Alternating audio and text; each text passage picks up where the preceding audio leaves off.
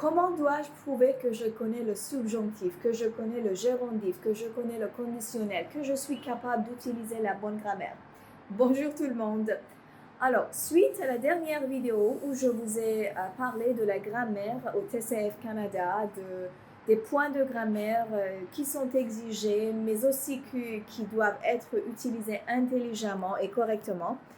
Aujourd'hui, je vais vous parler, j'aimerais vous donner des solutions pour améliorer votre grammaire. Parce que oui, c'est vrai qu'il y a beaucoup de gens qui ne savent pas comment utiliser le subjonctif, qui ne savent pas comment utiliser le conditionnel ou le gérondif, ou je ne sais pas, même les grammaires de base comme le passé composé, l'imparfait, le plus que parfait.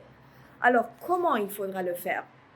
Est-ce que ça suffit vraiment de lire dans un manuel de français, de lire la règle et puis de faire quelques exercices et voilà, vous avez déjà appris par exemple le subjonctif?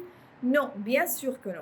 Parce qu'il y a toujours une pratique qui est nécessaire, qui est exigée absolument pour que vous puissiez employer en fait cette grammaire apprise dans des phrases quotidiennes que vous utilisez, dans des phrases formelles que par exemple vous écrivez dans une lettre formelle, dans des phrases, je sais pas, un petit peu plus soutenues que au moment où vous exprimez votre opinion à propos de quelque chose. Donc, il faut vraiment mettre en usage cette grammaire apprise et l'employer quotidiennement dans toutes les tâches et dans tous les cas, toutes les situations. Qu'est-ce que ça veut dire? Ça veut dire que, ok, imaginons que nous voulons se renseigner sur un sujet. Et ça, c'est vraiment de quoi il s'agit, en fait, ce dont il s'agit. La deuxième tâche à l'oral. C'est-à-dire qu'il y a toujours un sujet, par exemple, je ne sais pas, l'inscription à un club de sport. Et vous devrez vous renseigner à propos de cela.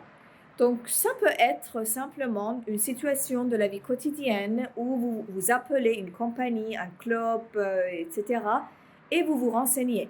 Et là, puisque c'est une situation spontanée où vous devez agir et réagir spontanément dans votre langue maternelle même, ça pourrait être un petit peu parfois difficile parce que bon, c'est vrai que vous avez des questions à poser, mais vous ne pensez pas toujours à la structure des questions que vous posez.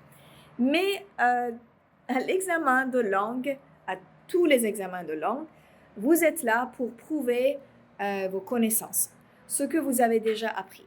Donc là, c'est vraiment nécessaire de, dès maintenant, essayer de poser des questions variées en utilisant toute la grammaire que vous avez apprise.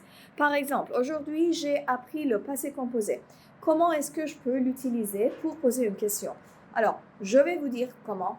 Par exemple, j'aimerais m'inscrire dans un club de sport. Alors, je dis, OK, bonjour monsieur, blablabla. Et alors, après l'introduction, on dit, bon, j'ai déjà lu dans une annonce que votre club de sport offre des activités très intéressantes et interactives même pour les sportifs. Alors, est-ce que c'est vrai? Voilà, ça c'est déjà une question. Et vous avez utilisé le passé composé au début parce que c'était le passé composé que vous aviez déjà appris et que vous vouliez mettre en usage. Donc comme ça, pour tous les autres points de grammaire, on peut faire la même chose. Ok, aujourd'hui, j'apprends le gérondif. Comment est-ce que je dois l'utiliser dans la deuxième tâche à l'oral? Par exemple, je dis encore, pour le même exemple du club de sport, en lisant votre annonce, je me suis aperçue que, et vous continuez votre explication, et puis vous posez une question par la suite. Voilà. Donc, c'est juste un petit peu de l'imagination que tous les jours, vous devez, alors, que vous devez, en fait, mettre à votre service cette imagination-là pour vous imaginer, vous mettre dans des situations réelles et essayer d'utiliser délibérément la grammaire apprise. Et ça, c'est ce que moi je fais avec mes apprenants dans les cours de français. Donc voilà, ça c'est vraiment la méthode qui a été prouvée plusieurs fois. Donc n'hésitez pas, si vous avez des questions, je vais vous répondre et je suis là pour vous aider. À plus!